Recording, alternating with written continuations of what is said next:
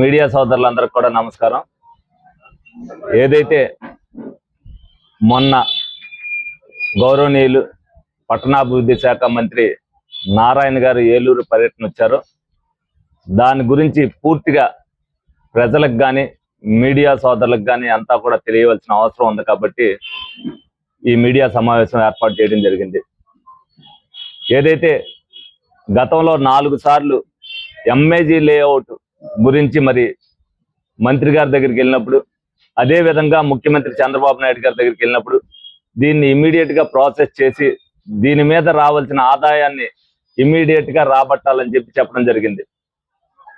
ఏదైతే ప్రాసెస్ ప్రకారం చేయటానికి మరి 4 నెలల్లో టైం పట్టినప్పటికీ కూడా మరి మొన్న ఏదైతే మంత్రి గారు నారాయణ గారు వచ్చారో ఆ రోజున మొత్తం అంతా కూడా క్లియర్ ఆఫ్ చేయడం జరిగింది. ఇది ఏలూరు ప్రజానీకానికి శుభ పరిణామం.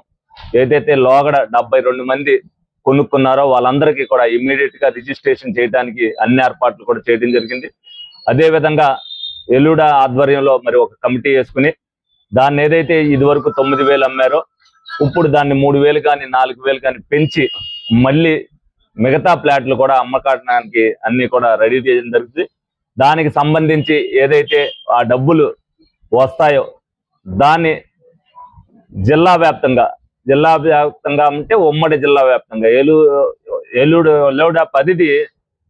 15 నియోజకవర్గాలకు సంబంధించింది కాబట్టి అదంతటి కూడా మరి అది ఆదాయానికి తగ్గట్టుగా దాన్ని నిర్ణయించడం జరిగింది. దానిలో భాగంగానే 16 కోట్ల రూపాయలు ఏలూరు నియోజకవర్గానికి కేటాయించారు. ఈ సందర్భంగా మంత్రి వారికి ధన్యవాదాలు తెలుపుకుంటూ ఏలూరు ప్రజలు అదృష్టవంతులను కూడా చెప్పుకోవాలి.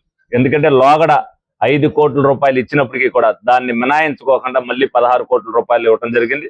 అదే విధంగా 5 కోట్ల 16 లక్షల వర్కులు ఆల్రెడీ కూడా నుంచి జరుగుతున్నాయి కూడా. ఏదైతే డ్రైన్లకు సంబంధించిన వర్కులు జరుగుతున్నాయి కూడా. అదే విధంగా ఎన్క్యాప్ కి సంబంధించి మరి 6 కోట్ల 50 లక్షల రూపాయలు ఒకటి, 4 కోట్ల 72 లక్షల రూపాయలు ఒకటి రావటం జరిగింది. 6 కోట్ల 50 లక్షల రూపాయలకి టెండర్లు కూడా పిలవటం జరిగింది. దానికి సంబంధించి ఏదైతే యుద్ధం వల్ల తారు రేటు పెరగటం వల్ల అవి కొద్దిగా తాత్పర్యం అవటం వల్ల వచ్చింది.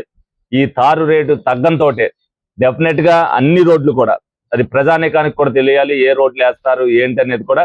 అదే విధంగా మా కేడర్ కూడా ఈ రోడ్లు త్వరలోనే పడతాయని చెప్పి ఈ రోడ్లన్నీ కూడా డిసెంబర్ నెల అక్కడికల్లా అయిపోతాయి.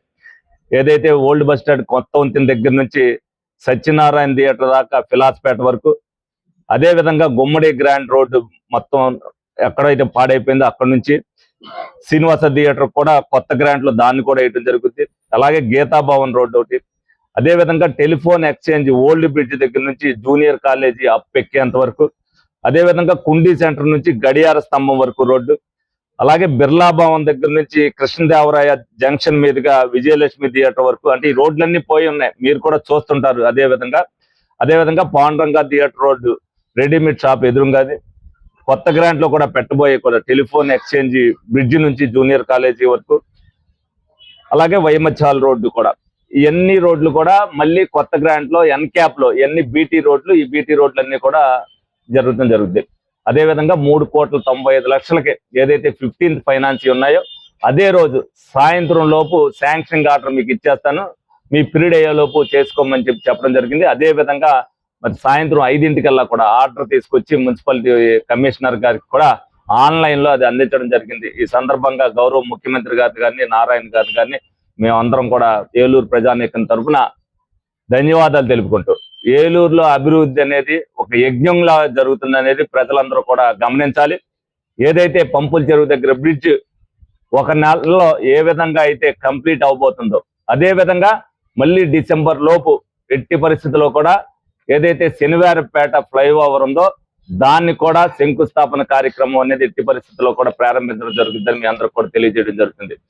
అదే విధంగా ఏదైతే ఆర్ఓబి రైల్వే పవర్పేట దగ్గర ఎప్పటి నుంచో చూస్తున్నారో ప్రజలందరికీ కూడా ట్రాఫిక్ సమస్య తీరటానికి దానికి కూడా కార్యాచరణ అంతా కూడా మొదలైంది, మార్కింగ్ కూడా చేయడం జరిగింది.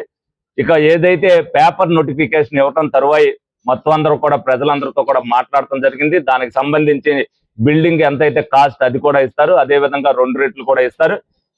ఏదైతే పేపర్ నోటిఫికేషన్ వచ్చిన కాడి నుంచి 3 నెలల లోపు మిగతా అన్ని కూడా కార్యక్రమాలు పూర్తి చేసి మరి టెండర్కి వెళ్తారు. డెఫినెట్ గా ఆర్ఓబి కూడా మరి 2028 నాటికి ఏలూరు నగరం సుందరీకరణగా చేయడానికి అన్ని విధాలు కూడా మా ప్రయత్నాలు చేస్తున్నాం. డెఫినెట్ గా ఆ విధంగా తయారవటానికి అన్ని కూడా ఏ ఫండ్స్ రావాల్సి వచ్చినా ఆ ఫండ్స్ అన్నింటిని కూడా ఉపయోగించుకోవడం జరుగుతుంది.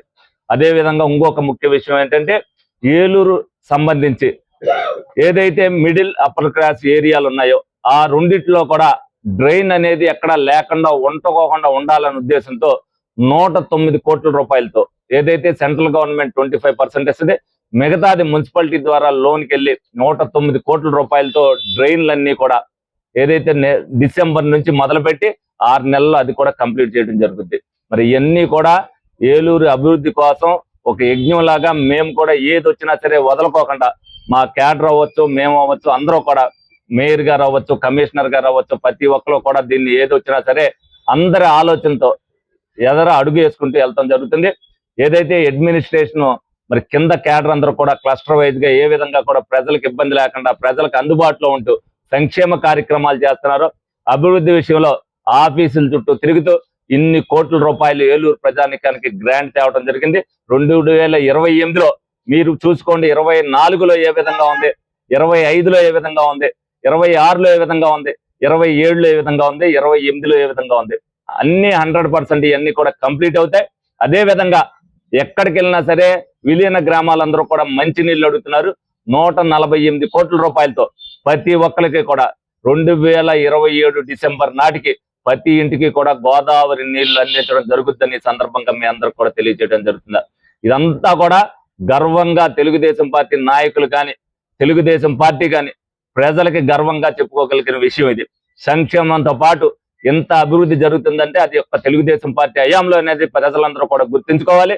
కూటమికి మద్దతు ఇవ్వడం వల్ల ప్రజలు ఎంత ప్రశాంతంగా ఉన్నారు, ఎంత అభివృద్ధి చెందుతుంది, అభివృద్ధి చెందుతున్న తర్వాత మనం ఏ విధంగా నిలబడుతున్నాం అనేది ప్రజానీకం అంతా కూడా ఆలోచించాలని సందర్భంగా తెలియజేయడం జరుగుతుంది.